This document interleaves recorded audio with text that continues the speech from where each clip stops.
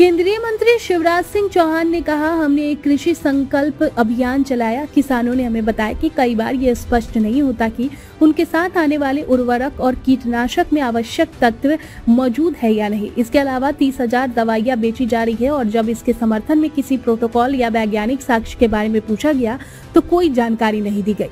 इसके बाद हमने एक प्रोटोकॉल स्थापित किया जिसमें वैज्ञानिकों को ये प्रमाणित करना होगा कि ये दवाइयां फसल की पैदावार बढ़ा सकती है। 30,000 में से 20,000 ने तो प्रयोग के लिए भी नहीं आए और शेष में से केवल 642 ही ये साबित कर पाए कि उन्होंने फसल की उत्पादन बढ़ाया। कृषि संकल्प अभियान चलाया।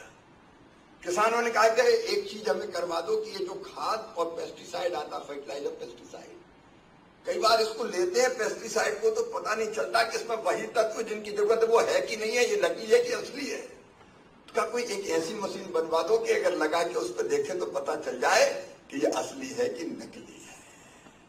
कैसे कुछ प्रयोग हम कर सकते हैं?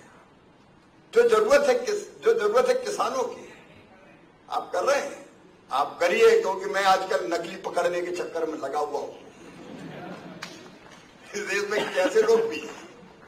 मैं प्रसंग बस बता रहा हूं कि मैं कृषि मंत्री बना तो बायो स्टिमुलेंट है, जैव उत्तेजक, जिसके बारे में कहा जाता है कि अगर वो फसल में आप डाल दो तो उत्पादन बढ़ता है।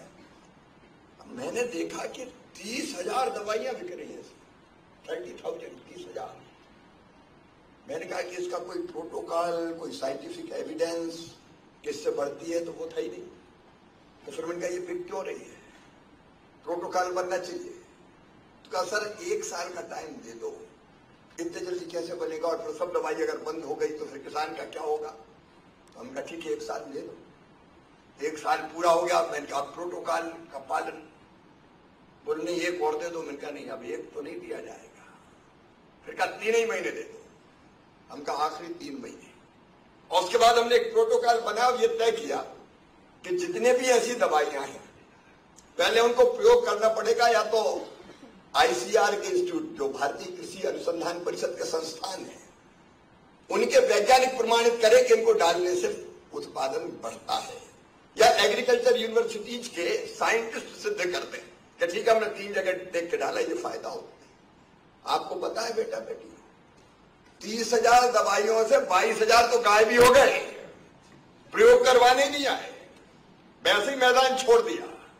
और जो 8,000 बचे उनमें से 642 ऐसी निकली जिससे सिद्ध हुआ कि इससे उत्पादन बढ़ता है।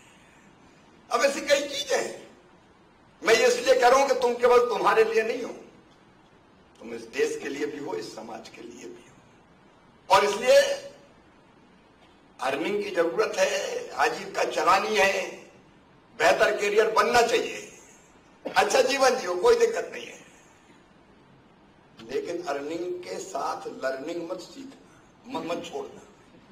लर्निंग चलने जाना, अर्निंग भी चाहिए और लर्निंग भी चाहिए।